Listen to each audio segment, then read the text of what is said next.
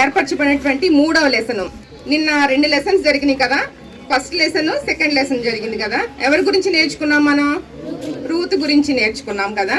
మరి ఈ రోజు మన లెసన్ ఏంటంటే పౌల్ బికమ్స్ ఏ బిలీవర్. అంటే పౌలు విశ్వాసిగా మార్చబడ్డాం. పౌలు మీ అందరికీ తెలుసా మీకు పౌలు ఎవరో?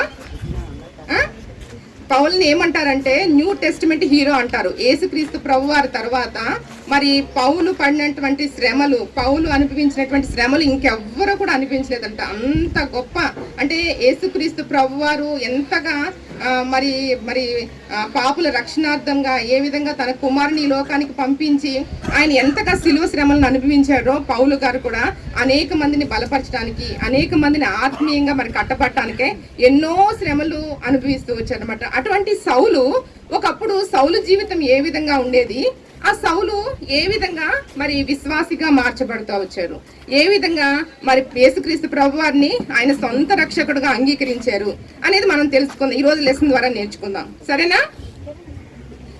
మరి నేను ఒక స్టోరీ చెప్తున్నాను, వినండి నాన్న. కిలికియాలోని తార్సులో ఒక యూదా బాలుడు ఉన్నాడంట. ఎక్కడన్నారు నాన్న? కిలికియాలోని తార్సులో అతను ఎటువంటి బాలుడు? యూదా బాలుడు అనమాట. ఆ బాలుడు పేరేంటంటే సౌలు. ఏం పేరు? సౌలు అనమాట. ఆ సౌలు ఏం చేసావంటే యూదుల ప్రార్థనా మందిరాలను పాఠశాలకి హాజరయ్యేవాడు. మీరు అందరూ స్కూల్స్కి వెళ్తున్నారు కదా, అందరూ స్కూల్కి వెళ్తున్నారా? అందరూ మరి అక్కడ మీరు ఏం నేర్చుకుంటున్నారు స్కూల్స్లో? సబ్జెక్ట్స్ ఏంటిది? ఫిజిక్స్ అని, కెమిస్ట్రీ అని, తర్వాత ఇంకా మ్యాథ్స్. మీరు అందరూ జూనియర్స్ సీనియర్స్ కాబట్టి ఇంగ్లీషు, సాంస్క్రిట్, తెలుగు ఇవన్నీ నేర్చుకుంటున్నారు. మరి ఇప్పుడు మనకి హిందీ ఇవన్నీ మనకు రావు, కానీ మీరు ఏంటిది సబ్జెక్ట్స్లో నేర్చుకుంటున్న ద్వారా మీకు ఇవన్నీ మీకు వస్తున్నాయి, అవునా కాదా? ఎలా చదవాలి, ఎక్కడన్నా బోర్డ్స్ కనపడినప్పుడు కానీ ఇవన్నీ లాంగ్వేజెస్ మీరు నేర్చుకుంటున్నాడు. అలాగే ఈ సౌలు కూడా తన చిన్నప్పటి నుంచే కూడా యూదుల ప్రార్థనా మందిరంలో మరి పాఠశాలకు హాజరయ్యేవారంట. యూదుల ప్రార్థనా మందిరం అంటే ఇప్పుడు మనం సండే ఎక్కడికి వెళ్తాము? చర్చికి వెళ్తాం కదా. మరి చర్చెస్లో మీ పిల్లలందరూ ఎక్కడికి వెళ్తారు? సండే స్కూల్కి వెళ్తారు. సండే స్కూల్లో ఏం నేర్చుకుంటారు? దేవుని వాక్యాన్ని నేర్చుకుంటారు, స్టోరీస్ నేర్చుకుంటారు, పాటలు నేర్చుకుంటారు.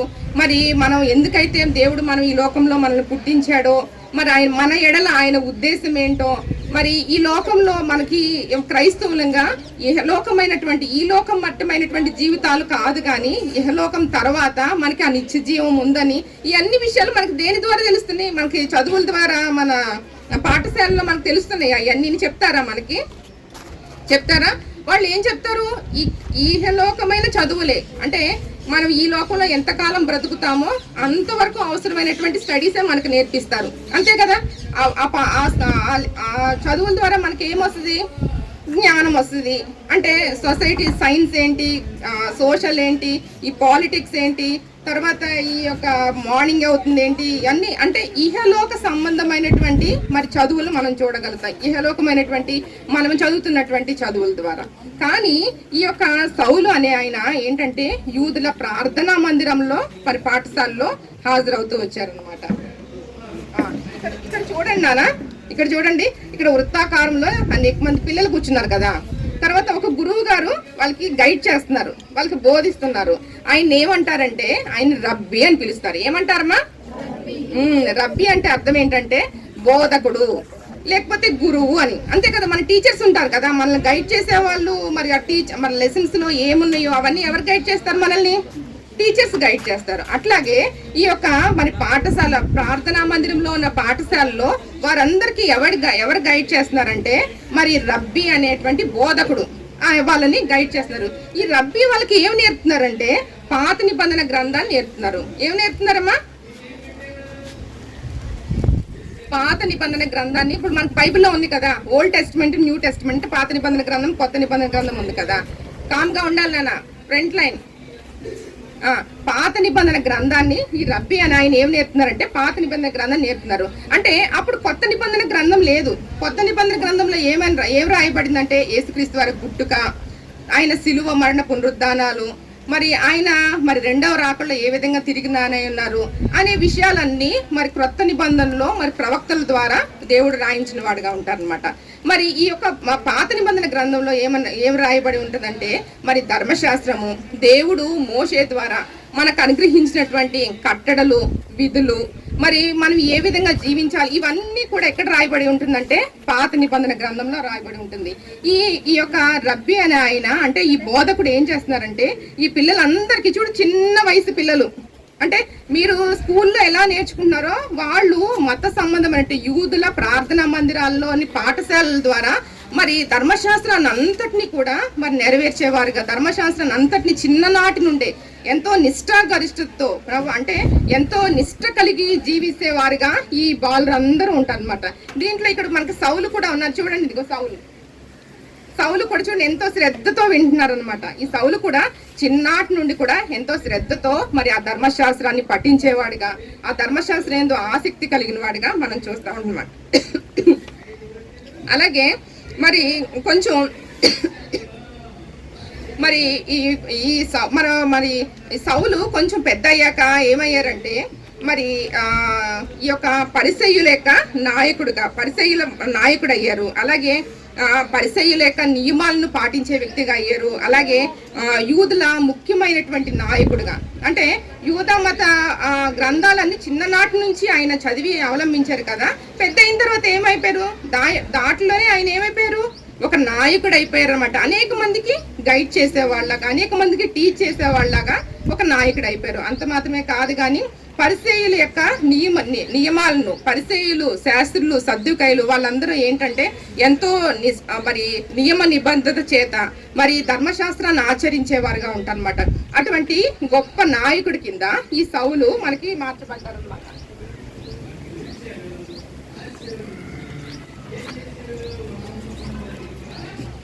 ఈ యొక్క సౌలు మరి ఆ విధంగా మార్చబడుతూ వచ్చారనమాట. మనం ఇక్కడ చూసుకున్నట్లయితే మరి పాత నిబంధన గ్రంథంలో ధర్మశాస్త్రం అనేది ఏ విధంగా ఉంటుందంటే, మరి మనకి మరి 10 ఆజ్ఞలు ఉంటుంది కదా. నిర్గమాకాండము 20వ అధ్యాయంలో మనకి 10 ఆజ్ఞలు రాయబడింది. 10 ఆజ్ఞల్లో ఏమని రాయబడింది నాన్న? ఏం రాయబడింది? నేను తప్ప వేరొక దేవుడు లేడు, పైన ఆకాశం అందే గాని, కింద భూమి అందే గాని, భూమి కింద నీరు అందే గాని దేని రూపాన్ని చేసుకోకూడదని చెప్పి, తర్వాత విశ్రాంతి దినాన్ని ఎంతో పరిశుద్ధంగా ఆచరించాలని, తర్వాత నరహత్య చేయకూడదు, వ్యభిచరించకూడదు, దొంగిలకూడదు, అబద్ధ సాక్ష్యం పలకూడదు, ఇవన్నీ కూడా మనకి రాయబండి. ఇవన్నీ ఏంటి? మరి దేవుడు మోషే ద్వారా మనకి అనుగ్రహించినటువంటి ఆజ్ఞలు, కట్టడాలు. ఇవన్నిటిని కూడా తూచా తప్పకుండా ప్రతి ఒక్కరూ పాటించాలని. అవునా కదా?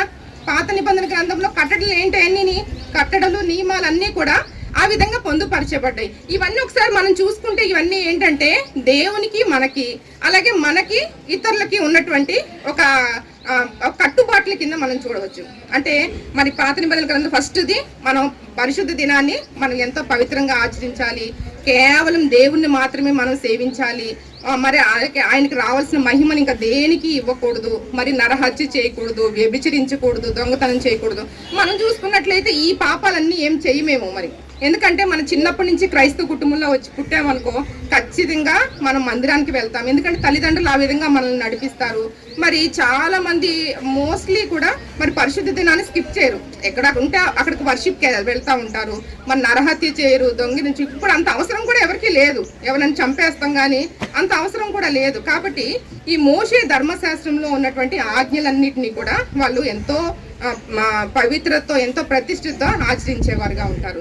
అలాగే మరి ఈ పరిసయ్యుల యొక్క నియమాలు ఏ విధంగా ఉంటాయంటే, పరిసయ్యులు అనేవాళ్ళు మరి మత్తయి సువార్త 23వ అధ్యాయంలో 23వ వచనంలో మనం చూసుకున్నట్లయితే ఈ పరిసయ్యులు అనేవాళ్ళు ఎలా ఉంటారంటే, మరి యేసు ప్రభు వారు చెప్తారు, వీళ్ళు సున్నము కొట్టిన సమాధులను పోలి ఉన్నారని చెప్తారు.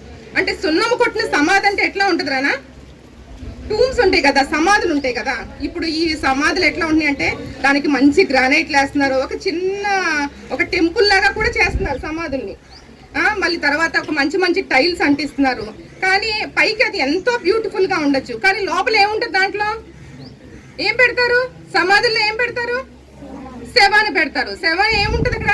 చచ్చిపోయి కుళ్ళు కొట్టి పురుగులు పట్టేసి తర్వాత అక్కడ ఏముంటాయి? ఎముకలు మిగులుతాయి అన్నమాట. అంటే ఈ పరిసయ్యులు అనే వాళ్ళు ఎలా ఉన్నారంట, సున్నము కొట్టిన సమాధులను పోలి ఉన్నారని దేవుని వాక్యం సెలవిస్తుంది. అంటే పైకి వాళ్ళు ఎంతో భక్తిగా, ఎంతో చాలా చక్కగా ఎంతో గ్రానైట్లు వేసి ఎంతో చాలా అందంగా మంచి పెయింట్లు వేసి ఎన్నో చేయొచ్చు. కానీ లోపల ఎట్లా ఉన్నారంట, వాళ్ళు కుళ్ళు కొట్టిన వారుగా ఉన్నారనమాట. అట్లనే మరి వాళ్ళ నీతి ఎట్లా ఉందంటే, వాళ్ళు పుదీనాలోను, సోంపులోను, తర్వాత జీలకర్రలోను, అన్నిట్లో కూడా ఎంతో నిష్ఠగా 10వ భాగం ఇస్తారంట. మళ్ళీ అలాగే మరి గిన్నెలు పాత్రలు ఉన్నాయనుకో, పైనంతా శుభ్రం, ఇప్పుడు ఈ బాటిల్ ఉందనుకో పైనంతా నీట్గా కడిగేస్తారంట. కానీ లోపల శుభ్రం లేకపోయినా పైన శుభ్రం మాత్రం చాలా నీట్గా ఉండాలి. అంటే వాళ్ళు ఎదుటి వాళ్ళకి కనపడే విధంగా వాళ్ళ అపియరెన్స్, అంటే ఎదుటి వాళ్ళు చూస్తానికి మాత్రం చాలా చక్కగా ఉన్నామని. అలాగే ఈ పరిసయ్యులు, సద్దుకాయలు, మరి ఈ తెగ వాళ్ళందరూ కూడా వాళ్ళు ఎట్లా ఉండేవాళ్ళంటే, యేసుని వెంబడిస్తాని ఆయన శిష్యుల్లో ఏమన్నా తప్పులు దొరుకుతాయేమో అని చెప్పి ఆయన్ని ఫాలో చేస్తూ ఉండేవాళ్ళంట. ఏ విధంగానంటే, ఒక పరిశుద్ధ దినం ఉందనుకో, పరిశుద్ధ దినాన్న శిష్యులు ఏం చేస్తున్నారు, పరిశుద్ధ దినాన్ని సక్రమంగా పాటిస్తున్నారా లేదా, అలాగే వాళ్ళ శిష్యులు కాళ్ళు కడుక్కోకుండా భోజనం చేస్తున్నారు, నీ శిష్యులు కాళ్ళు కడుక్కోకుండా భోజనం చేస్తున్నారు, అది తప్పు. అంటే ఏంటంటే వాళ్ళ నియమాలు అట్లా ఉండేది. అంటే వాళ్ళన్నీ కూడా ఇహలోకమైనటువంటి నియమాలు, కాళ్ళు కడుక్కుని భోజనం చేయాలి. అలాగే మరి పరిశుద్ధ దినాన్న వారికి శిష్యులకి మరి పొలంలో పడి వెళ్తున్నప్పుడు ఆకలి వేసింది అనుకో, కొంచెం వెన్నెలు ఉంటాయి కదా, ఆ వెన్నెలు చూస్తే అది తప్పు. పరిశుద్ధ ఏంటమ్మా, పరిశుద్ధ దినాన అటువంటి పనులు చేయకూడదు. అలాగే ఏదైనా జంతువు కానీ ఎంతో నా కష్టంలో ఉండి ఏదైనా గుంటలో పడిపోయింది అనుకో, ఆ పరిశుద్ధ దినాన దాన్ని సేవ్ చేయకూడదు, అంటే దాన్ని రక్షించకూడదు. ఎందుకంటే అది లార్డ్స్ డే, అది పరిశుద్ధ దినము అని చెప్పి, అంటే వాళ్ళు ఏ పరిస్థితులైనా కూడా ఏంటంటే పరిశుద్ధ దినాన్ని ఆచరించే విషయంలో వాళ్ళు అంత నిష్ట కలిగినగా ఉండేవాళ్ళు అనమాట. అంటే ఈ ధర్మశాస్త్రం అనేది పైకి కనపడేదిగా మనం చూస్తాము. అలాగే ఈ పరిశీలన నీతి అనేది ఏముందంటే పైకి కనపడేదిగా, అంటే పైకి కనపడేదిగా చూస్తామంట. అలాగే ఈ సౌలు గారు కూడా, ఈయన ఎంతో మరి మత నిష్ట కలిగిన వాళ్ళు, మరి చిన్నప్పటి నుంచి ధర్మశాస్త్రాన్ని అంతటినీ అవలంబించిన వాళ్ళు, మరి పరిసయ్యుల నాయకుడు. ఆయన ఏమనుకునే వాళ్ళంటే, నేను చాలా బాగున్నాను, నేను ఇవన్నీ ఆచరిస్తున్నాను, ఎందుకంటే చిన్నప్పటి నుంచే ఎంతో మరి పవిత్రతో ప్రతిష్టతో ఎంతో వాక్యాన్ని వింటున్న అతను, దానికి ధర్మశాస్త్రానికి లోపడుతున్న అతను, కాబట్టి నేను ఇవన్నీ చాలా బాగా చేస్తున్నాను, కాబట్టి నేను చాలా బాగున్నాను, నేను దేవునికి చాలా సమీపంగా ఉన్నాను అని చెప్పి అనుకునేవాళ్ళు అనమాట. కానీ మరి యెషయా గ్రంథము 64వ అధ్యాయము 6వ వచనంలో చూసుకున్నట్లయితే, మరి మా నీతి క్రియలు నీ ఎదుట మురికి గుడ్డల వలె కనపడుతుందని దేవుని వాక్యం కలిగిస్తుంది. అంటే మనం ఎన్ని నీతి క్రియలైనా చేయొచ్చు, ఎంత మంచి క్రియలైనా, ఎంత నీతి క్రియలైనా, ఎన్ని మంచి పనులైనా చేయొచ్చు. మరి అవన్నీ కూడా దేవుని దృష్టికి ఎలా ఉన్నాయంట, దేవుని దృష్టికి ఎలా ఉన్నాయి నాన్న, ఒక మురికి గుడ్డల వలె ఉన్నాయంట. అంటే దేవుని యొక్క పరిశుద్ధత ముందు, దేవుని యొక్క పరిపూర్ణత ముందు, దేవుని ముందు మనం ఎన్ని ఇహలోకమైన ఎన్ని మంచి పనులన్నీ చేయొచ్చు, అవన్నీ కూడా ఎట్లా ఉన్నాయి, ఒక మురికి గుడ్డల వలె ఉన్నది. మన హృదయం మంచిగా లేకపోతే, మన యొక్క తలంపులు మంచిగా లేకపోతే, మన క్రియలు మంచిగా లేకపోతే, మరి అవన్నీ కూడా ఎలాంటిదంత సమానమా, ఎలాంటిదంత సమానం అని, మురికి గుడ్డలతో సమానం అని చెప్పేసి మరి యెషయా గ్రంథము 64వ అధ్యాయం ద్వారా మనకి తెలియబడుతుంది అనమాట. అట్లాగే మరి ఈ సౌలు గారు కూడా మరి నిజంగా ఎంతో పైకి చాలా బాగున్నారు అని అనుకున్నారు, కానీ తను కూడా ఎలా ఉన్నారమ్మా, దేవునికి దగ్గరికి ఉన్నారా, దూరంగా ఉన్నారా, దేవునికి దూరంగానే ఉన్నారనమాట. అలాగే మరి ఈ సౌలు గారు కూడా మరి నిజంగా యేసుక్రీస్తు ప్రభువారు మరి పుట్టారు, ఆయన్ని సిలువ వేశారు, ఆయన చనిపోయాడని తెలుసు ఆయనకి, కానీ ఆయన పునరుద్ధానమై తిరిగి లేచారు. ఏసై మరి పునరుద్ధానమై తిరిగి లేచారా, మీరందరూ నమ్ముతున్నారా? ఆయన మన పాపాల నిమిత్తమై చనిపోయారు, ఆయన సిలువ మరణాన్ని అనుభవించారు, మన పాపాల నిమిత్తమై ఆయన చనిపోయి మళ్ళీ తిరిగి లేచారని నమ్ముతున్నారా మీరందరూ? వెరీ గుడ్ నాన్న, మీరందరూ నమ్మినట్లయితే, ఆయన ఎందుకు విశ్వసించినట్లయితే మనందరికీ రక్షణ ఉన్నట్లే. ఈ పౌలు గారంట అది నమ్మలేదంట. ఆయన ఆయన పుట్టారు, చనిపోయారు, సమాధి చేయబడ్డారు, అంతే. చనిపోయారు, ఇంకా ఆయన సమాధి చేయబడ్డారంటే ఇంకా మర్చిపోతాం కదా, కొన్ని రోజులకి ఏమైపోతాం, కొన్ని రోజులు మర్చిపోతాం ఇంకా, అంతే కదా. మన తాతయ్యలు, మన అమ్మమ్మలు, చాలా మంది ముసలోళ్ళు ఉంటారు, మన అమ్మమ్మ వాళ్ళందరూ కూడా చనిపోయిన తర్వాత అయ్యో మా తాతయ్య ఉండేవాళ్ళని చెప్పి మనం గుర్తు చేసుకుంటాం. కానీ మరి నెక్స్ట్ జనరేషన్ వాళ్ళు అయితే అసలు ఆయన ఎవరో కూడా తెలియదు వాళ్ళకి, అంతే కదా, ఎందుకంటే వాళ్ళు చూడలేదు కాబట్టి వాళ్ళకి తెలియదు. అట్లాగా మరి వాళ్ళు మర్చిపోతుంటారు. కానీ ఈ సౌలు కూడా ఏంటంటే ఆయన తిరిగి లేపబడ్డారు, ఆయన మరి పరమునకు ఆరోహణం అయ్యారు అన్న విషయాన్ని మరి ఈయన నమ్మని వాళ్ళుగా భావించారనమాట. తర్వాత ఈ నమ్మకం అనేది అంటే ఈయన తిరిగి లేపబడ్డారు, పరలోకానికి ఆరోహణం సరి కూర్చోనా సరి కూర్చోనా ఈయన మరి లేపబడ్డారు, తిరిగి పరలోకానికి ఆరోహణమయ్యారు అనేటువంటి ఒక వదంతి, ఇది ఒక నమ్మకం. ఇదేంటంటే అనేక మందికి వ్యాప్తించి అనేక మంది క్రైస్తవులుగా మారిపోతున్నారని చెప్పి ఆయన ఏంటంటే ఆయన ఫస్ట్ నుంచి ఏంటిది ధర్మశాస్త్రాన్ని ఎంతో నిష్ఠగా అవలంబించే అతను. తర్వాత పరిసయ్య నీతి న్యాయాలు పరిసయ్యుల నియమాలని చాలా శ్రద్ధగా ఆచరించే. మరి ఈయనకి తెలుసా యేసుక్రీస్తు ప్రభువారు పుట్టారని చెప్పి? అంటే వాళ్ళ ధర్మశాస్త్రాల్లో ఉందా యేసుక్రీస్తు వారి పుట్టుక పునరుద్ధానం? లేదు దాంట్లోని. కాబట్టి ఆయనకి తెలియదు ఆయన తిరిగి లేపబడ్డారు, ఆయన పునరుద్ధానం అయ్యారు అన్న విషయము ఆయన నేర్చుకోవాలి. ఆయన ధర్మశాస్త్రం నేర్చుకోలేదు కాబట్టి ఆయన తిరిగి లేపబడలేదు, ఆయన చనిపోయారు, ఆయన తిరిగి వీళ్ళందరూ ఏంటి ఆయన తిరిగి లేపబడ్డారు అని చెప్పి, ఆయన తిరిగి లేపబడ్డారు అని చెప్పి మరి అనేక మంది మరి క్రైస్తవులుగా మరి మారుతున్నారు. ఏంటమ్మది? అనేక మంది క్రైస్తవులుగా మార్చబడుతున్నారు అనేది ఇది చాలా తప్పు. ఈ వదంతి అనేది చాలా తప్పు. కాబట్టి ఈ వదంతిని ఏవైనా సరే నిర్మూలన చేయాలని చెప్పి అదే తన కర్తవ్యంగా భావించి మరి ప్రధాన యాజకుల దగ్గరికి వెళ్ళి మరి ఒక ఉత్తరాన్ని, ఒక తాకీదుని, ఒక ఆర్డినెన్స్ ని తీసుకురావాలనుకున్నారు అనమాట. వెళ్ళి ఏం చేయాలనుకున్నారు అంటే ఎవరైతే మరి ఈ యొక్క ఎవరైతే ఈ విధంగా అంటే ఇది మరి అందరికీ యేసుక్రీస్తు ప్రభు వారు లేపబడ్డారు, ఆయన అనేక మందికి ప్రత్యక్షమయ్యారు, అనేక మందికి మళ్ళీ తర్వాత ఆయన పరలోకానికి ఆరోహణం అయ్యారు అన్న విషయాన్ని మరి అనేక మందికి వ్యాపించకుండా అనేక మంది ఏమవుతున్నారంట క్రైస్తవులుగా మార్చబడుతున్నారంట.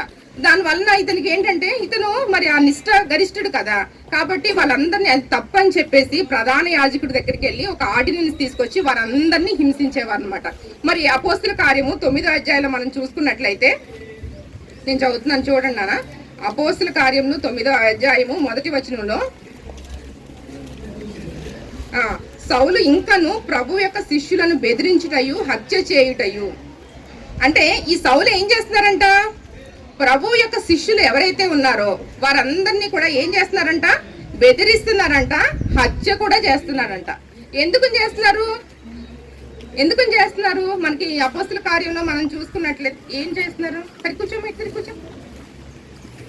అపోస్తుల కార్యాల్లో మనం చూసుకున్నట్లయితే యేసుక్రీస్తు ప్రభువారు మరి చనిపోయి మరి పునరుద్ధానం అయిన తర్వాత 40 దినాలు అనేక మందికి కనపరుచుకున్నట్లుగా చూస్తాం. అనేకమైన సందర్భాల్లో అనేక మంది శిష్యులకు మరి అనేకమైనటువంటి వారికి కూడా ఆయన కనపరుచుకున్నట్లుగా చూస్తాము. అలాగే మరి మేడగది అనుభవం ద్వారా శిష్యులందరి మీద పరిశుద్ధాత్మ అభిషేకం ద్వారా వారందరూ కూడా మరి నానా భాషలో మాట్లాడుతున్న వారుగా చూస్తాం. అలాగే మరి వారందరూ కూడా మరి పరిశుద్ధాత్మ అభిషేకం చేత మరి సువార్త ప్రకటించబడినప్పుడు అనేక మంది క్రైస్తవులుగా మార్చబడతారు. మరి యేసుక్రీస్తు వారు ప్రభువారు మన పాపాల నిమిత్తమై చనిపోయారని, ఆయన తిరిగి లేపబడ్డారని, మరి ఆయన పరలోకానికి ఆరోహణమయ్యారని అనే సువార్తని వారు నమ్ముట ద్వారా మరి అనేక మంది నమ్మటం మాత్రమే కాకుండా వారు మరి బాప్తీసంలో సాక్ష్యం పొందడం ద్వారా ఒకేసారి పేతురు సువార్త ప్రకటించినప్పుడు ఒక్కసారే 3000 మంది బాప్తీసం పొందినట్లుగా చూస్తాం. అంటే ఎంతమందికి మరి 3000 మంది బాప్తీసం పొందారు, మరి ఇంకొకసారి అయితే 5000 మంది బాప్తీసం పొందారు. అంటే 3000 మంది 5000 మంది బాప్తీసం పొందారంటే ఎంతమందికి ఆ సువార్త వెళ్ళినట్టు? అంతే కదా. మరి వారిలో ఎంతో మంది విన్నప్పటికీ మరి నిజంగా మనం బాప్తీసాలు అప్పుడు చూస్తూ ఉంటాం కదా, ఎంతో మంది వింటారు సువార్తని, కానీ చాలా తక్కువ మందే బాప్తీసం తీసుకుంటారు. అలాగే ఎంతో మందికి సువార్త వెళ్ళినప్పటికీ మరి అనేక మంది మరి పేతురు యోహానుల యొక్క సువార్త ద్వారా మరి 3000 మంది, ఒకసారి అయితే 5000 మంది బాప్తీసం పొందినట్లుగా చూస్తాం. మరి అలాగే మరి వారి యొక్క వాక్య పరిచయం ద్వారా మరి అనేక మంది స్వస్థతలు చూస్తాం. పేతురు అయితే దారి వెమ్మట వెళ్తున్నారనుకో, మరి ఆ నీడు ఎవరి మీద అయితే పడుతుందో వారందరూ కూడా స్వస్థత పడినట్లుగా చూస్తాం. మరి ఈ అన్ని స్వస్థతలు తర్వాత వీరందరూ మార్చబడటం, వారందరూ క్రైస్తవులుగా మార్చబడ అంత్యలో కైలైనటువంటి శిష్యులు ఏమగా ఫస్ట్ క్రైస్తవులని పిలువబడ్డారు.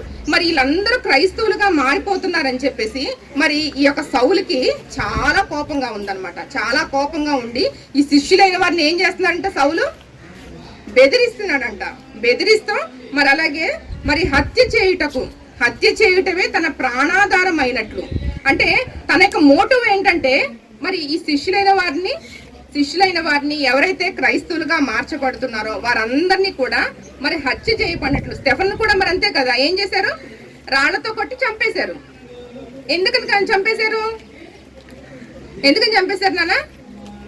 ఆయన సువార్త ప్రకటిస్తున్నారని చెప్పి. మరి యేసుక్రీస్తు ప్రభు వారి గురి నిమిత్తమే ఆయన రాళ్లతో కొట్టి చెప్పబడ్డారనమాట. అంటే ఈ సౌలు అంత మూర్ఖంగా ఉండేది, వాళ్ళు ఏం తప్పు చేయలేదు.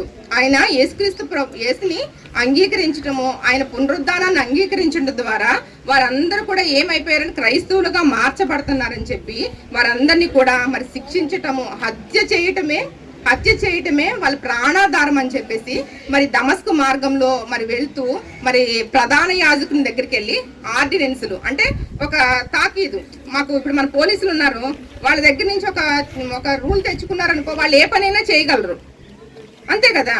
అట్లాగే ఒక ఆర్డినెన్స్ తీసుకొచ్చి ఈ క్రైస్తవులుగా మార్చబడుతున్న వాళ్ళందరినీ కూడా మరి నిజంగా వారందరినీ కూడా యెరూషలేములో బంధించి వాళ్ళని అనేకమైనటువంటి హింసలకు గురి చేయాలని చెప్పి ఈ యొక్క మరి సౌలు తనకి అది ప్రాణాధారంగా ఎంచుకున్నాడు. అంటే అదే తన మోటివ్ అనమాట.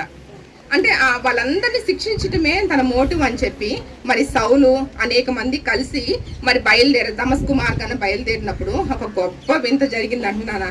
ఏంటంటే ఒక ఆకాశంలో ఒక గొప్ప వెలుగు వచ్చిందంట. గొప్ప వెలుగు వచ్చినప్పుడు ఆ వెలుగుకి ఏంటంటే సౌలు కింద పడిపోయాడు. ఇదిగో చూడండమ్మా, సౌలు ఇదిగో ఎవరైతే క్రైస్తవులు అనబడుతున్నారో, ఎవరైతే క్రీస్తు సొంత రక్షకుడుగా అంగీకరించారో వారందరినీ కూడా చూడండి బంధిస్తున్నారు. బంధించి ఏం చేస్తున్నారంటే యెరూషలేములో వాళ్ళని బంధించారనమాట. చూడదు, వాళ్ళందరినీ కూడా బంధించినట్లుగా మనం చూస్తాం. ఇదిగో చూడండి నాన్న ఒకసారి, సౌలు మరి దమస్కు మార్గంలో వెళ్తున్నారు. దమస్కు కొంతమంది మనుషులు ఆ దమస్కు మార్గంలో వెళ్తున్నప్పుడు ఒక గొప్ప వెలుగు కలిగిందంట. ఆ గొప్ప వెలుగును చూసి ఏం చేశారంటే సౌలు ఏమైపోయాడు, కింద పడిపోయాడు. కింద పడిపోయినప్పుడు సౌలా అని చెప్పి నేల మీద పడిపోయినప్పుడు సౌలా నీవేళ నన్ను హింసించున్నావు అనే స్వరం వినపడిందంట. సౌలా నీవేళ నన్ను హింసించున్నావు అనేటువంటి మరి స్వరం వినపడిందంట. ఆ చుట్టుపక్కల ఉన్న వాళ్ళందరూ కూడా మరి ఆయన్ని చూడలేకపోయారు, కానీ ఆ స్వరాన్ని విన్నారంట. మరి అప్పుడు సౌలు ఏమన్నారంటే, ప్రభువా నీవెవరివి అని అడుగుతున్నారంట. నిజంగా మరి సౌలు యేసుక్రీస్తు ప్రభువాన్ని హింసించారా? నీవేళ నన్ను హింసించున్నావు అని అడుగుతున్నారు అనమాట. సౌలా నీవేళ నన్ను హింసించున్నావు అని ఒక స్వరం వినపడిందంట. మరి నిజంగా దేవుణ్ణి హింసించాడా సౌలు? ఎవరిని హింసించాడు చెప్పాలి మీరు? దేవుని బిడ్డల్ని, క్రైస్తవుల్ని, ఎవరైతే రక్షణ పొందుతున్నారో, ఎవరైతే ఆయన మార్గంలో వస్తున్నారో అలాంటి వారిని హింసించారు. కానీ దేవుడు ఏమని మాట్లాడుతున్నా, సౌలా నీవేళ నన్ను హింసించున్నావు అని. అంటే దేవుని బిడ్డల్ని హింసిస్తే అది ఎవరిని హింసించినట్లు?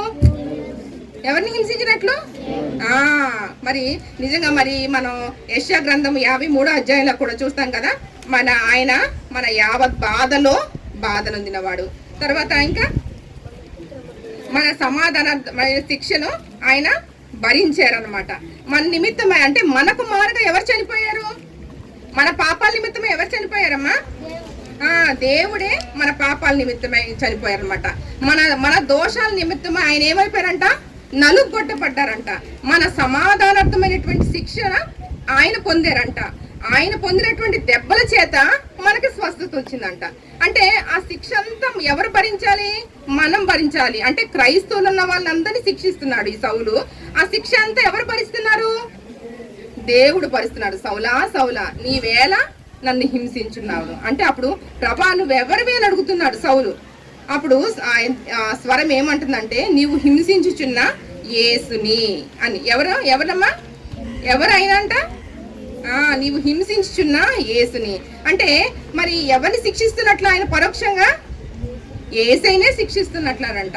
మరి నిజంగా మరి ఆ ప్రత్యక్షత కలుగుట ద్వారా మరి ప్రభువు మరి ఏసైని తాను అగపరుచుకుంటూ వచ్చాడు. వెంటనే ఆయన కళ్ళు తెరిచి చూసినప్పటికీ ఆయనకి ఏమైనా కనపడిందా? ఆయన కళ్ళు ఏం కనపట్టలేదంట. మీరు లేచి వెంటనే మరి ఆ యొక్క ఊళ్ళోకి వెళ్ళమన్నప్పుడు, ఊళ్ళో నేనేం చేయాలో, ఆ పట్టణంలోనికి మీరు వెళ్ళండి, నేనేం చేయాలో మీకు చెప్తాను అని చెప్పి మరి దేవుడు మాట్లాడుతూ వచ్చినప్పుడు మరి ఆయన అయితే దానికి ఏం చూపు కనపట్ల సౌలుకి ఏమి చూపు కనపట్లేదు. చూపు కనపడుతున్నప్పుడు అక్కడున్న మనుషులు ఉన్నారు కదా, ఆయనతో వచ్చిన మనుషులు, వాళ్ళందరూ కూడా ఆయన్ని చేయి పట్టుకుని లోపలికి తీసుకెళ్ళారు. అంటే పట్టణంలోనికి తీసుకెళ్లి అక్కడ యూదా అనే వాళ్ళు ఇంటి దగ్గర ఉంచారు. ఎవరింటి దగ్గర ఉంచారు నాన్న? యూదా అనే వారి దగ్గర ఉంచారనమాట. అక్కడ ఉన్న తర్వాత అక్కడ 3 దినాలు అన్నపానములు పుచ్చుకొనకుండా ఏం చేస్తున్నారంటే ఈ సౌలు ప్రార్థన చేస్తున్నాడు. ఏం చేస్తున్నాడమ్మా? ప్రార్థన చేస్తున్నారు. మరి దేవుని యొక్క ప్రత్యక్షత ఆయనకు కలిగినప్పుడు మరి ప్రార్థన ద్వారా తన యొక్క స్థితిని తను తెలుసుకోగలడు. అంటే ఏ విధంగా మరి తను ఎటువంటి మత ఛాందసవాదిగా ఉన్నాడు, ఎటువంటి నిష్ఠ కలిగిన వాడు ఉన్నాడు, తన స్థితి ఏముందో. అంటే ఇందాక మనం నేర్చుకుంటా వచ్చాం కదా, మన నీతి క్రియలన్నీ ఆయన ఎదుట ఎలా ఉన్నాయంట? మురికి గుడ్డల వలె ఉన్నాయంట. అంటే మురికి గుడ్డలు ఎలా ఉంటాయి? అవి మనం వేసుకుంటే ఇష్టపడతామా? అంటే ఎంతో మనం భక్తి చేయొచ్చు, కానీ మన హృదయ పరిశుద్ధత లేకపోతే అవన్నీ దేవుని దృష్టికి ఎలా ఉన్నాయి నాన్న? మురికి గుడ్డల వలె ఉన్నాయి అన్నమాట. అంటే పౌలు జీవితం కూడా మరి ప్రభువు యొక్క ప్రత్యక్షత ద్వారా పౌలు తన జీవితం ఎలా ఉంది, తన హృదయం ఏ విధంగా ఉంది, తను ఏ విధంగా ఇతరులను శిక్షిస్తా వచ్చాడు, అనేక మందిని ఏ విధంగా హింసిస్తా వచ్చాడు, ఎవరైతే క్రైస్తవులుగా, ఎవరైతే ఆయన రక్షకుడుగా అంగీకరించారో, ఆయన పునరుద్ధానాన్ని, ఆయన సిలువ మరణ పునరుద్ధానాల్లో ఎవరైతే మరి ఐక్యపరుచుకున్నారో వారందరినీ ఏ విధంగా శిక్షించారో అవన్నీ కూడా మరి ఆ 3 దినాలు కూడా మరి ఉపవాసం ఉండి అన్నపానాలు ఏమీ పుచ్చుకొనకుండా మరి ప్రార్థన చేసినట్లుగా మనం చూస్తాం అనమాట. ఆ 3 దినాల ప్రార్థన తర్వాత ఒక దర్శనం కలుగుతుంది నాన్న సౌలుకి. ఏంటంటే ఆ దర్శనము ఏ విధంగా కలుగుతుందంటే మరి ఆ దర్శనంలో ఒక అన్నయ్య అనేటువంటి ఒక మనిషిని చూస్తారు. అతను వచ్చి ఇతని మీద చేతు నుంచి ప్రార్థన చేసినట్లుగా దర్శనం కలుగుతుంది అనమాట. అతను ఏం చేస్తాడనమాట? చేతు నుంచి ప్రార్థన చేసినట్లుగా మనం చూస్తాం అనమాట. నిజంగా మరి దేవుడు ఎంతగా ప్రేమించాడు సౌలుని. మరి సౌలు ఎలా ఉన్నాడు?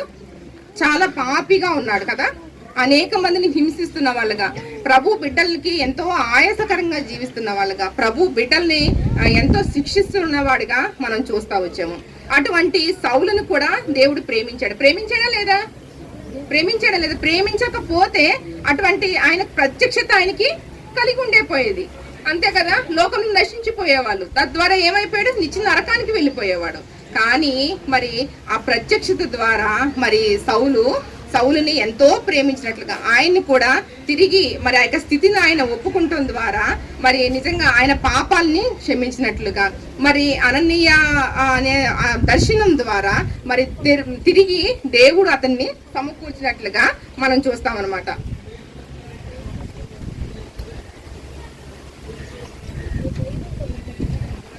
ఇదిగో చూడండి నాన్న, ఇదిగో సౌలుకి కళ్ళు కనపట్టలేదు. అక్కడ 2 వ్యక్తులు ఆయన తీసుకెళ్తున్నారు, యూదా అనే వాళ్ళ ఇంటికి తీసుకెళ్తున్నారు. ఇదిగో సౌలు చూడండి, కనబడుతున్నారా? ఆయనకి కళ్ళేం కనపట్లేదు. ఆ 2 వ్యక్తులు ఆయన పట్టుకుని తీసుకెళ్తున్నారు అనమాట.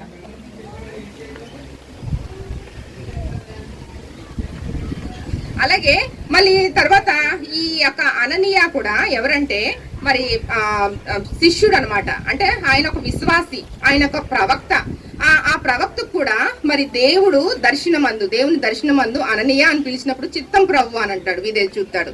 చిత్తం ప్రభు అన్నప్పుడు మరి తార్సు వాడైనటువంటి సౌలు యోధా ఇంటిలో ఉన్నాడు, నువ్వు అతని దగ్గరికి వెళ్ళి అతని నిమిత్తమై ప్రార్థన చేయమంటాడు.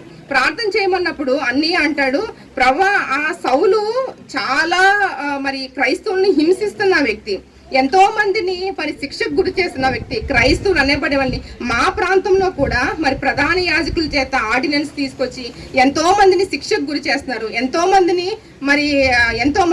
మరి హింసకు గురి చేస్తున్నారు, వారికి ప్రాణాధారమైనట్లుగా వాళ్ళందరినీ మరణమగునంతగా శిక్షిస్తున్నాడు ప్రభు అని చెప్పేసి ఈ అన్నయ్య మరి దేవునికి చెప్పినప్పుడు మరి దేవుని ఏమని మాట్లాడతారంటే అపోస్తుల కార్యము 9వ అధ్యాయం 15వ వచనంలో చూసుకున్నట్లయితే, నీ వెళ్ళుము అన్యుల ఎదుటను రాజుల ఎదుటను ఇశ్రాయేల్ ఎదుటను నా నామం భరించుటకు అతడు నేను ఏర్పరచుకున్న గొప్ప సాధనమై ఉన్నాడు. దేవుడు ఏమని ఏర్పరచుకున్నాడు అన్న సౌలుని? అన్యుల ఎదుటను రాజుల ఎదుటను ఇశ్రాయేళ్ల ఎదుటను నా నామమును భరించుటకు నేను ఏర్పరచుకున్న గొప్ప సాధనమై ఉన్నాడు. అంటే సౌలుని ఏ విధంగా ఏర్పరచుకున్నాడు? గొప్ప సాధనంగా నేను ఏర్పరచుకోపోతున్నా, అనేక మందికి మధ్య నేను సాక్షిగా అతను నిలవబెడుతున్నాను అని చెప్పేసి ఇతడు నా నామము నిమిత్తము ఎన్ని శ్రమలు అనుభవించవలనో నేను అతనికి చూపుదును. అంటే నా నామము నిమిత్తమై, అంటే మరి యేసుక్రీస్తు ప్రభు వారి నామము నిమిత్తమై ఎన్ని శ్రమలు ఆయన అనుభవించవలనో కూడా నేను ఆయనకు తెలియపరుస్తాను. కాబట్టి నువ్వు వెళ్ళి మరి అతని మీద చేతుల నుంచి ప్రార్థన చేయమన్నప్పుడు వెంటనే అననీయ విధేయత చూపిన వాడిగా మనం చూస్తాము. అలాగంటే ఇగో చూడండి, అననీయ మరి సౌలు మీద చేతుల నుంచి ప్రార్థన చేస్తున్నాడు అనమాట. అంటే మరి అననీయ ఒక విశ్వాసి, అంటే యేసు ప్రభు యొక్క శిష్యుడు. మరి దేవుని మాటకు విధేయత చూపించాడా లేదా? ప్రభు ఏంటి అసలు సౌలు చాలా మూర్ఖుడు, చాలా అందరినీ హింసిస్తున్నవాడు, అతను చాలా చెడ్డు, అంతే కదా. ఇప్పుడు మనం వెళ్ళి ఎవరి దగ్గరికన్నా వెళ్ళమని దేవుడు మాట్లాడారు అనుకో, మనం ఏం చేస్తాం? వెళ్ళమంటని లేదు లేదు అసలు చాలా మంచోడు కాదు, నేను అతని వాళ్ళ దగ్గరికి వెళ్ళను అని అంటావా లేదా? మీరు ఎవరి దగ్గరికన్నా మీకు ఇష్టం లేని వాళ్ళ ఇంటికి వెళ్ళమన్నారు అనుకో, మీరు వెళ్తారా? అతను నాకు ఫ్రెండ్ కాదు, నేను అతని దగ్గరికి అయితే నేను వెళ్ళను అంటాం, అవునా కదా? మీ ఫ్రెండ్స్తోనే మీరు ఫ్రెండ్షిప్ చేస్తారు. నీకు నచ్చిన వాళ్ళతో మీరు ఫ్రెండ్షిప్ చేస్తారా? అతని దగ్గరికి వెళ్ళి అతన్ని సేవ్ చెయ్యి, అతను ఉన్న పరిస్థితి నుంచి విడిపించమంటే విడిపిస్తావా? విడిపించు. కానీ అననీయ ఏం చేశాడంటే దేవుని మాటకు ఏం చెప్పాడు? విధేయత చూపించాడు, అవునా కదా? దేవుని మాటకు విధేయత చూపించాడా లేదా? అతను ఎంత చెడ్డవాడైనప్పటికీ ప్రభు మరి మాట సెలవిచ్చినప్పుడు ఈ అననీయ ఏమైపోయాడు? ప్రభు మాటకి విధేయత చూపించాడు. మరి ఒక విశ్వాసి ద్వారా దేవుడు అనేక మంది, ఇంకా ఎవరైతే బలహీన పరిస్థితుల్లో ఉన్నారో, ఎవరైతే అక్కరతల్లో ఉన్నారో, ఎవరైతే మరి ఎటువంటి కొదువుల్లో ఉన్నారో వారి నిమిత్తమై మనం ప్రార్థన చేయాలి. వారి అవసరతల్లో కూడా వారిని మనం ఏం చేయాలన్నమాట? మనం వారిని గైడ్ చేయాలి. మరి దేవుడు మనల్ని ఎందుకు రక్షించుకున్నాడంటే ఇంకా ఇతరులు ఎవరైతే అవసరతల్లో ఉన్నారో, ఎవరైతే ఇంకా కష్టాల్లో ఉన్నారో, ఎవరైతే ఇంకా ప్రభువుని ఇంకా తెలియకుండా ఇంకా వారు అదే స్థితిలో ఉన్నారో వారి గురించి మనం ఏం చేయాలి? ప్రార్థన చేయాలి. మరి వారి గురించి మనం ఏం చేయాలి? సువార్త అందించాలి. మరి వాళ్ళది కదా కష్టము, వాడు తప్పు చేశాడు కాబట్టి వాడు అనుభవిస్తున్నాడు, అంతేగాని నాకేం సంబంధం లేదని మనం వదిలిపెట్టకూడదు. వాళ్ళని మనం ఏం చేయాలి? వాళ్ళ నిమిత్తమై ప్రార్థన చేయాలి. వాళ్ళ నిమిత్తమై ప్రార్థన చేయాలి. వాళ్ళని మనం గైడ్ చేయాలి. అయ్యో మా ప్రభా, మా ఫ్రెండ్ ఎంతో ఇబ్బంది పడుతున్నారు, లేకపోతే ఇంట్లోనే ఫ్యామిలీలో అవ్వచ్చు, పేరెంట్స్ ఏదైనా హెల్త్ ఇష్యూస్తో బాధపడచ్చు, వాళ్ళ నిమిత్తమై మనం ఏం చేయాలి? ప్రార్థన చేయాలి. మీ స్కూల్లో కూడా కదా కొంతమంది ఫ్రెండ్స్ చాలా రోజుల నుంచి రారు, ఏదో టైఫాయిడ్ అంటారు, ఏదన్నా హెల్త్ ఇష్యూస్, లేకపోతే కాలు జారి పడిపోయి ఏదన్నా ఫ్రాక్చర్ అయ్యిందంటారు. మరి వారందరి నిమిత్తమే ఏం చేయాలి? మనం ప్రార్థన చేయాలి. మరి మీరు అందరూ అట్లా చేస్తున్నారా? అంతేగాని కోపం ఉంచుకోకూడదు. ఇప్పుడు మన అననీయ కోపం ఉంచుకున్నాడా సౌలు నిమిత్తమై? నిజంగా ఎంత హింసకుడు, ఎంత మరి క్రైస్తవుల్ని హింసించేటువంటి తర్వాత అటువంటి వ్యక్తిని ఏం చేశాడు? అన్నయ్య ఫర్గివ్ చేశాడు. అంటే తను చేసిన తప్పుల్ని కూడా క్షమించాడు. కాబట్టి అతని నిమిత్తమై మళ్ళీ అపోస్తుల కార్యము 22వ అధ్యాయంలో కూడా చూసుకున్నట్లయితే 4వ వచనంలో, ఈ మార్గంలోనున్న పురుషులను స్త్రీలను బంధించి చెరసాల్లో వేయించుచు మరణము వరకు హింసించి తిని. అంటే మరణము వరకు ఎవరైతే, ఇప్పుడు వాళ్ళు ఎవరైనా సౌలుని వచ్చి హింసించారా? అసలు సౌలుని ఏమన్నా చేశారా? వాళ్ళు ఏం చేస్తున్నారంట? మార్గంలో దమస్కు మార్గంలోనో లేకపోతే దేవాలయానికి వెళ్ళే మార్గంలో ఎవరైతే వెళ్తున్నారో వాళ్ళందరినీ పట్టుకుని ఏం చేస్తున్నాడంట? చెరసాలలో వేసి వాళ్ళని మరణమోగనంతగా హింసించాడంట. అంటే ఎంత మూర్ఖుడున్నానా? అటువంటి మూర్ఖుడిని కూడా మరి దేవుడు మాట మరి సెలవించటం ద్వారా, దేవుడు మాట్లాడటం ద్వారా మరి దేవుడు మరి అననీయ మరి సౌలు దగ్గరికి వెళ్ళి అతన్ని పరామర్శించినట్లుగా అతని నిమిత్తమై మరి సౌలు అననీయ రాగానే సౌలు అననీయని చూడలేరు. ఎందుకని చూడలేరు? కళ్ళు లేవు ఆయనకి, అవునా కదా? కళ్ళు పోయినాయి కదా. కానీ అననీయ సౌలుని చూడగలుగుతారనమాట. వెంటనే మరి సౌలుని అననీయ చేతు నుంచి మరి చూడండి, చేతు నుంచి ప్రార్థన ద్వారా అతని కళ్ళ నుంచి ఏంటంటే పొరల వంటివి రాలిపోయినాయి అంట. ఏం పొరలు రాలిపోయినాయి నాన్న? పాపపు పొరలు.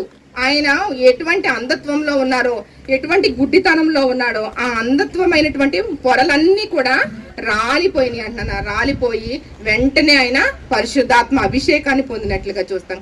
ఆ పరిశుద్ధాత్మ అభిషేకం ద్వారా ఆయన తిరిగి మరి ఆయన ఏ విధంగా మరి ప్రభువు ఆ దమస్కు మార్గంలో ఏ విధంగా దర్శించాడు, ఆ దేవుడి యొక్క ప్రత్యక్షత ఆయనకి ఏ విధంగా కలిగింది అని అన్నయ్యతో షేర్ చేసుకుని వారిద్దరూ ప్రార్థించుకుని తర్వాత మరి ప్రభు యందు విశ్వాసం ఉంచి వారు భోజనం పుచ్చుకుని బలపడినట్లుగా మనం చూస్తాం అన్నమాట.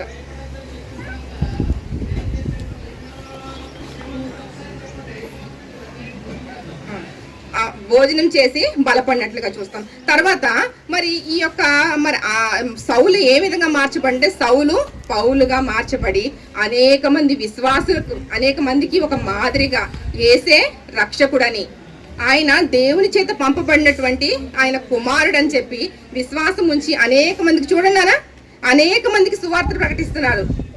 ఒకప్పుడు ఎలాగా ఎవరైతే సువార్త ప్రకటిస్తారో వాళ్ళందరినీ ఏం చేశాడు? చంపేశాడు. ఇప్పుడు ఏమైపోయాడు? విశ్వాసి అయిపోయాడు.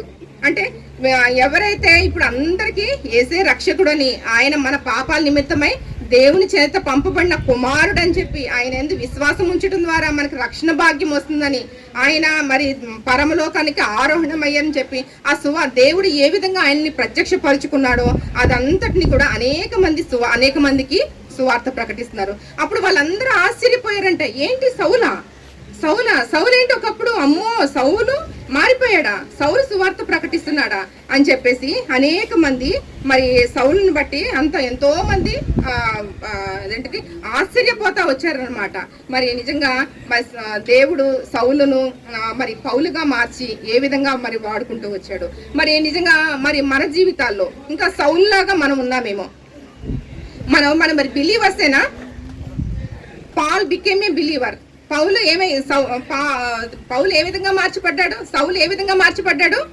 పౌలు కింద మార్చబడ్డాడు. ఆయన యేసుక్రీస్తు ప్రభువాన్ని రక్షకుడుగా అంగీకరించారు. మరి మీరు అందరు రక్షణ పొందారా?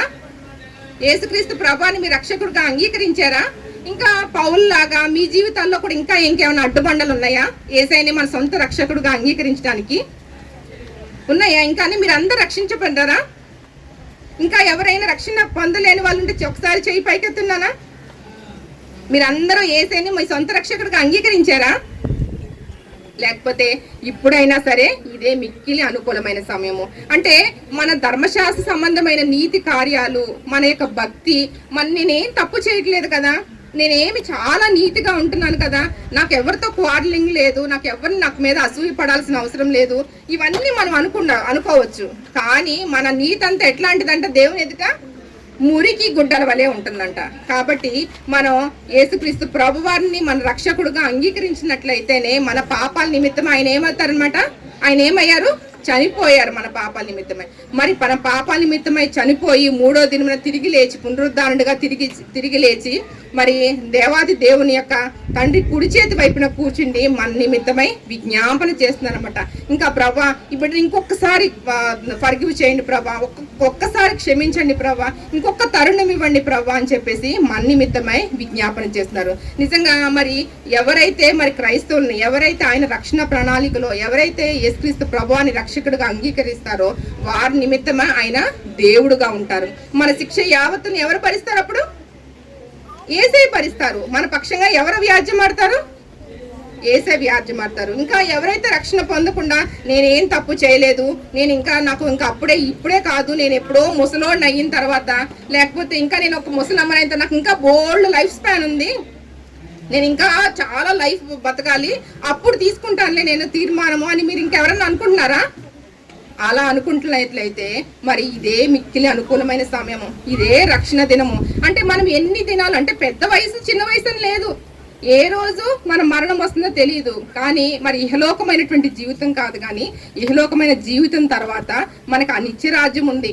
మరి అక్కడ యుగ యుగాలు మనం దేవునితో పాటు ఉండబోతున్నాం. ఆ రాజ్యం కొరకై భూమి మీద మనం సిద్ధపడిన వారిగా ఉండాలి.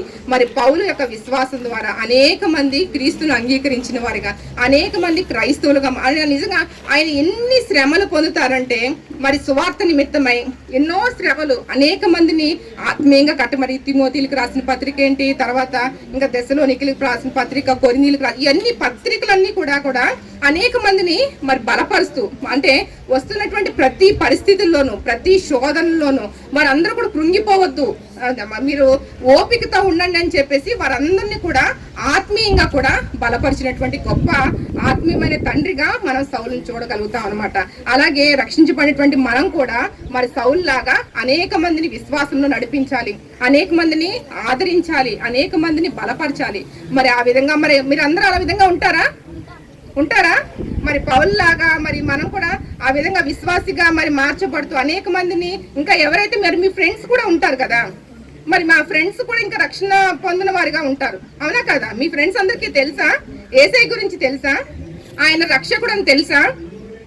ఆయన మన పాపాల నిమిత్తమై ఈ భూమి మీదకి వచ్చారని తెలుసా? మరి వారందరినీ కూడా మన సత్య సువార్తను ప్రకటించాలి.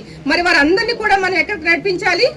మందిరానికి నడిపించాలి. సండే స్కూల్ టీచర్ ఆంటీ దగ్గరికి తీసుకెళ్ళాలి. తద్వారా వాళ్ళందరినీ కూడా మరి ఆ నిత్య రాజ్యానికి నడిపించే వాళ్ళంగా ఉంటాం అనమాట. ఆ విధంగా ఉన్నట్లు పరిశుద్ధాత్మ దేవుడు మనకు సహాయం కలుగును గాక. అలాగే మరి ఈరోజు మెమరీ వర్స్ చూడన్నానా, జాన్ 3:36, యోహాను సువార్త 3వ అధ్యాయము 36వ వచనము. ఒకసారి తీయండమ్మా. నిన్న 2 మెమరీ వర్సెస్ చదివారా ఆంటీ? నన్ను ఒక్కసారి నేను చెప్తాను, అందరూ మీరు పలకండి. కుమారుని యందు విశ్వాసం ఉంచువాడే నిత్య జీవం కలవాడు, కుమారునికి విధేయత కానివాడు జీవం చూడడు, కానీ దేవుని ఉగ్రత వాని మీద నిలుచును. యోహాను సువార్త 3వ అధ్యాయము 36వ వచనము. రేపటి దినము మరి ఈ యొక్క 6 వర్సెస్ కలిపి మీకు పేపర్ మీద రాయాలి. బాగా రాసిన వాళ్ళకి ఏం చేస్తున్నారు అంటే ఏం చెప్పారు? గిఫ్ట్స్ ఇస్తున్నారు. మీ అందరికి గిఫ్ట్స్ కావాలా? మంచి మంచి గిఫ్ట్స్ ఉన్నాయంట, మీ అందరికి కావాలా? మరి చిన్న చిన్నయ్యే కదా బట్టి మీరు అందరూ ఖచ్చితంగా చదవాలి. సరే, తర్వాత వెంటనే ఇంకో లెసన్ ఉంటుంది. చిన్న ప్రార్థనతో మనం ముగించుకుందాము. అంటే మీరు చేస్తారు.